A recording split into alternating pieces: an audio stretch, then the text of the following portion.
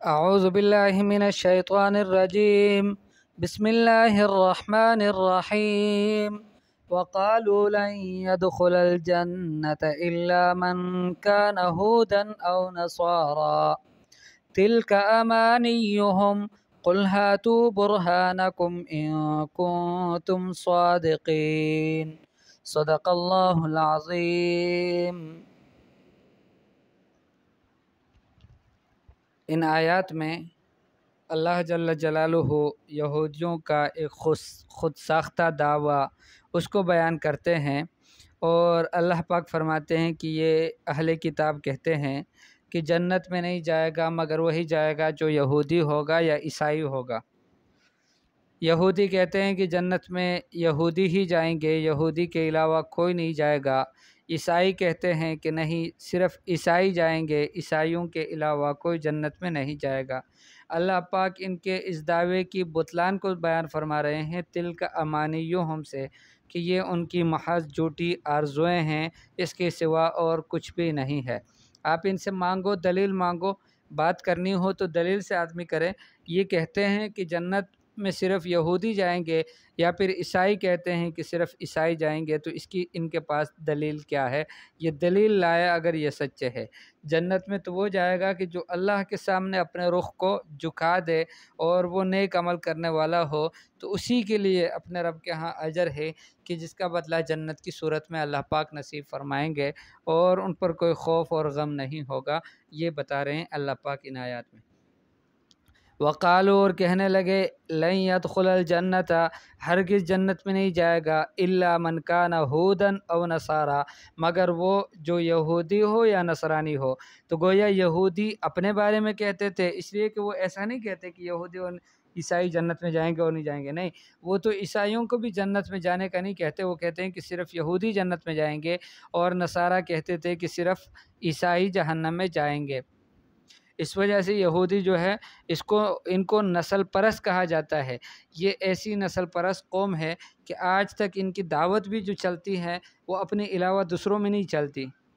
اپنے یہودیوں کو اپنی یہودیت پر برقرار رکھنے کی دعوت تو چلاتے ہیں، لیکن دوسرے لوگوں کو نہیں کہتے کہ تم یہودی بن جاؤ، اس لیے کہ ان میں نسل پرستی ہے۔ وہ کہتے ہیں کہ ہم نبیوں کی اولاد ہے، ہم نبیوں کی اولاد ہے، اس وجہ سے ہم جنت میں صرف ہم ہی جائیں گے، باقی اس کے علاوہ جو دوسرے لوگ ہیں، جتنی بھی ادیان کے لوگ ہیں یا جتنے بھی لوگ ہیں یہ اقوام کے، یہ سب کے سب وہ ہیں کہ جن کے لیے اللہ کی طرف سے، ان کے خالق اور مالک کی طرف سے کوئی ہدایات، کوئی ان کی طرف سے کوئی ارشادات ان کے بارے میں نہیں ہے، صرف یہودیوں کے بارے میں ہے۔ یہ ان کا غلط عقیدہ ہے۔ تو یہودی کہتے ہیں کہ لن يدخل الجنت الا من کان ہودا، نہیں جنت میں جائے گا مگر وہی جائے گا کہ جو یہودی ہو، اور نصارہ یا نصرانی ہو۔ یہ نصارہ کہتے تھے کہ صرف نصارہ ہی جنت میں جائیں گے۔ تلک امانیہم، فرماتے ہیں اللہ جل جلالہ کہ یہ ان کی جھوٹی آرزوئیں ہیں۔ قل ہاتو، آپ ان سے کہیں کہ ہاتو برہانکم، اپنا دلیل لاؤ، ان کنتم صادقین، اگر تم سچے ہو، تم واقعی سچے ہو تو کوئی بات بھی بغیر سند کے، بغیر دلیل کے نہیں کہنی چاہیے۔ تم دعویٰ کرتے ہو تو دلیل لاؤ، بات کرتے ہو تو سند لاؤ۔ تم کہاں سے یہ بات تمہیں معلوم ہوئی ہے کہ صرف تم ہی جنت پہ جاؤ گے، دوسرا کوئی نہیں جائے گا؟ حالانکہ تمہارے عقیدے غلط ہے، اور مختلف قسم کے عقائد تم نے اپنے اختیار کیے ہوئے ہیں، ان سب غلط عقائد کے ساتھ تم کس طرح جنت میں جاؤ گے؟ بلا، جی ہاں، من اسلم وجہہ للہ، جو جھکا دے اپنے رخ کو اللہ کے سامنے، وہو محسن، اور وہ نیک عمل والا ہو، فلہ اجرہ، اسی کے لیے اجر ہے اس کا، عند ربہ، اس کے رب کے ہاں، ولا خوف علیہم، ان پر کوئی خوف نہیں ہے، ولا هم یحزنون، اور نہ وہ غمگین ہوں گے۔ ایسا اگر کوئی یہودی کر لے اور وہ مسلمان ہو جائے، اپنے آپ کو اللہ کے احکام کے سامنے پیش کر دے، یا پھر کوئی عیسائی ایسا کر لے، تو واقعی اس کو اجر اللہ پاک کے ہاں ہے اس کا، اس لیے کہ وہ توبہ کر لے گا، ایمان لے آئے گا اللہ کے حبیب حضرت محمد مصطفیٰ صلی اللہ علیہ وسلم پر، تب تو وہ عیسائی نہیں رہے گا، اور وہ یہودی نہیں رہے گا۔ ورنہ اگر وہ اپنے غلط ادیان پر ہیں، باقی رہیں، اللہ کے سامنے جھکے نہیں، نیک عمل کیے نہیں، اور وہ خواب دیکھ رہے ہیں کہ ہم جنت میں جائیں گے، تو اللہ پاک فرماتے ہیں کہ تلک امانیہم، یہ ان کی جھوٹی آرزوئیں ہیں۔ वक़ालत यहूद लैसत नसारा अला शै, यहूदी कहते हैं कि नसारा किसी दीन पर नहीं है, कोई इनकी दीन की हकीकत नहीं है। वक़ालत नसारा लैसत यहूद अला शै, नसारा कहते हैं कि यहूदी किसी दीन पर नहीं है, इनका दीन कोई भी चीज़ नहीं है, किसी मज़हब पर नहीं है। वहुम यतलून अल किताब, हालांकि ये दोनों मज़हब आसमानी किताब को पढ़ते हैं। आसमानी किताब को दोनों तरह के लोग, यहूद भी पढ़ते हैं और नसारा भी, ईसाई भी पढ़ते हैं।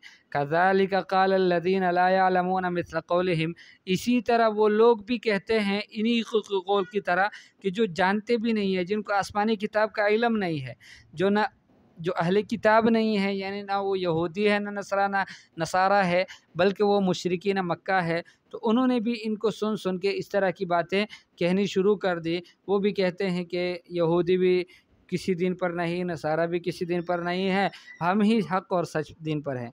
अल्लाह पाक फरमाते हैं फ़ल्लाहु यहकुमु बैनहुम, बस अल्लाह ही जल्ल जलालुहु ही फ़ैसला फरमाएंगे उनके दरमियान यौमल क़ियामत, क़यामत वाले दिन, फ़ीमा कानू फ़ीही यख्तलिफ़ून, उसमें जिसमें ये इख्तिलाफ़ करते थे।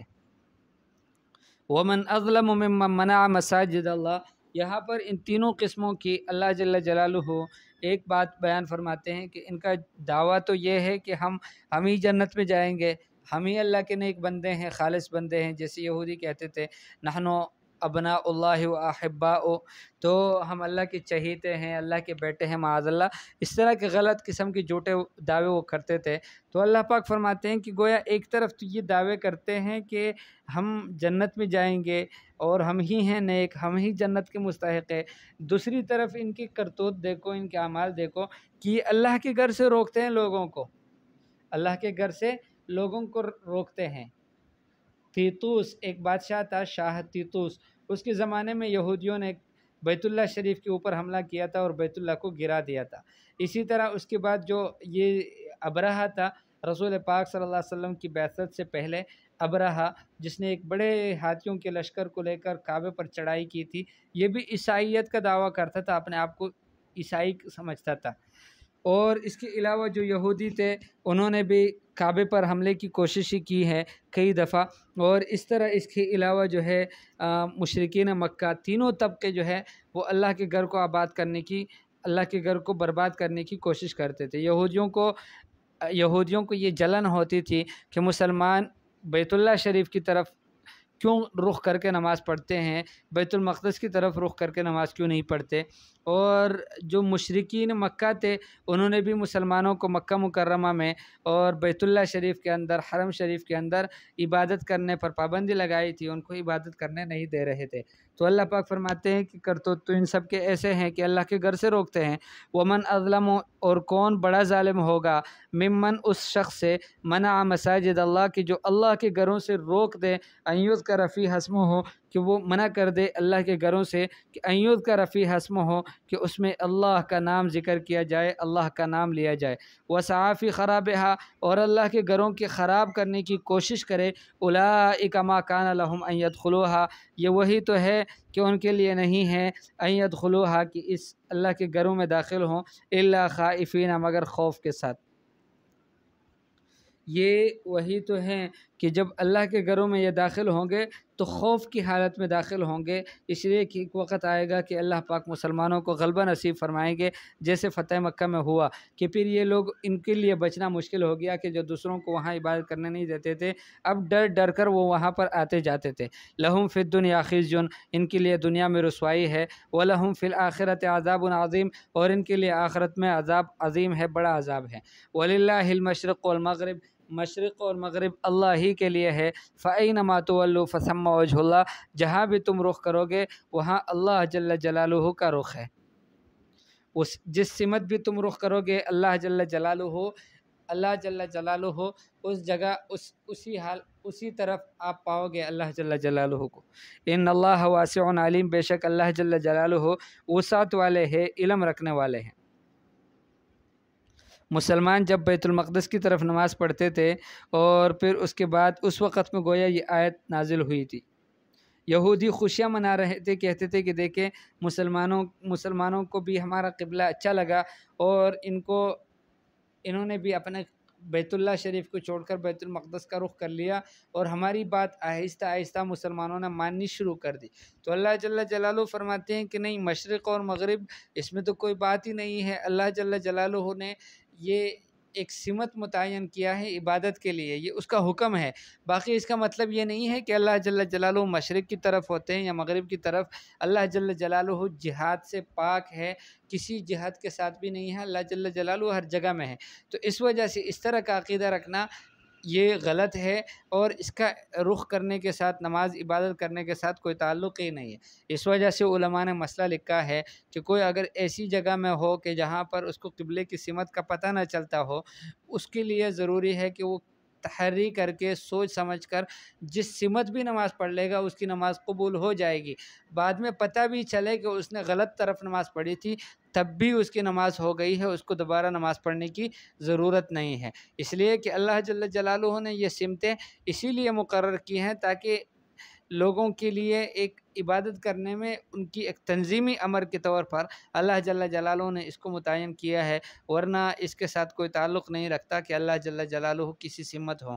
تو اس وجہ سے اللہ پاک فرماتے ہیں کہ مشرق اللہ کا ہے، مغرب اللہ کا ہے، فَأَيْنَمَا تُوَلُّوا، جہاں بھی تم رخ کرو گے، فَثَمَّ وَجْهُ اللَّهِ، وہاں اللہ جل جلالہ کا رخ ہوگا، یعنی اللہ کی طرف سب جگہ کے رخ بنتے ہیں۔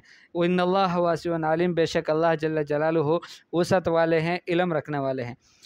وَقَالُوا اتَّخَذَ اللَّهُ وَلَدًا، اور یہ کہنے لگے کہ اللہ جل جلالہ نے بیٹا بنایا ہے۔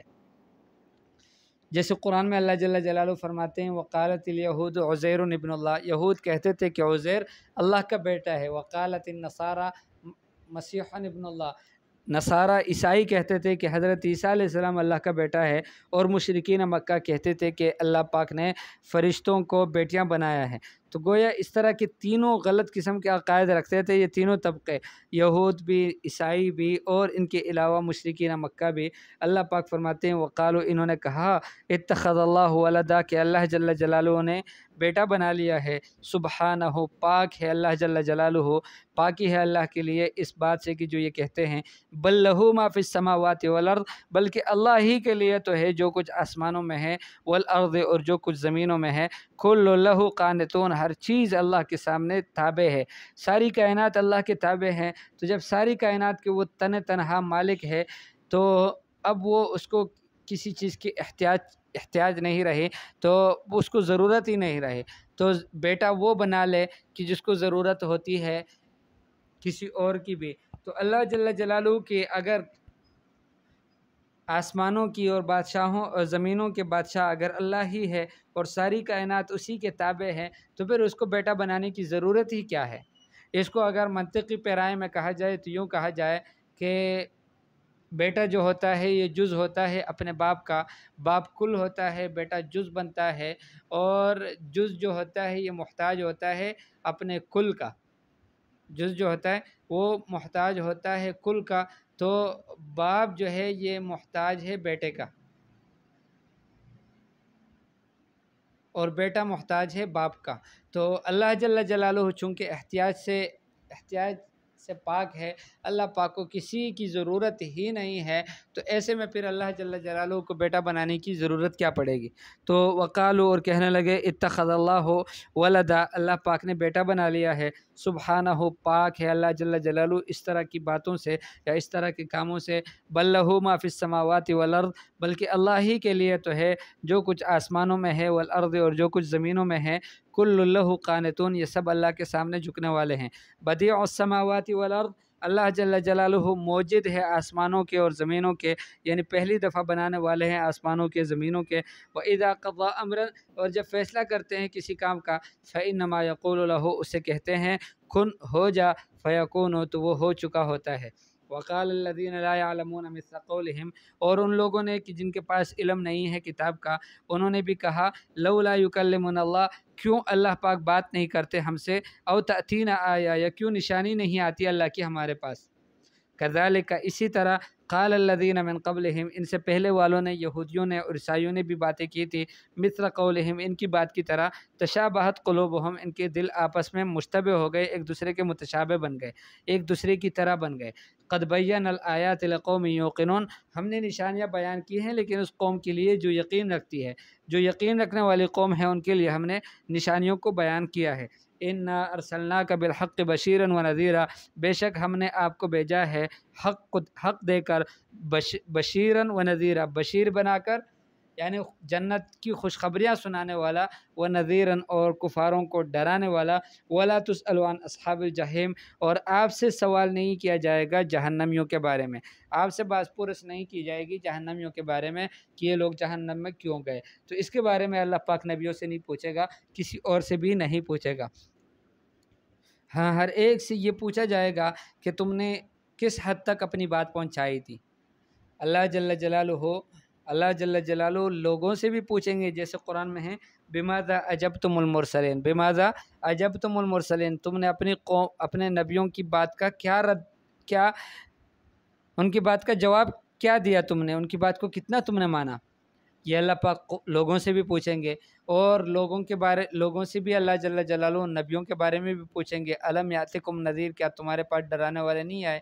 اس طرح کے سوال اللہ پاک پوچھیں گے ان سے۔ اور بخاری شریف میں روایت ہے کہ لوگ انکار کریں گے، ہمارے پاس کوئی ڈرانے والا نہیں آیا، کسی نے ہمیں بات نہیں کی، تو اللہ جل جلالہ اس پر گواہ کھڑے کر دیں گے۔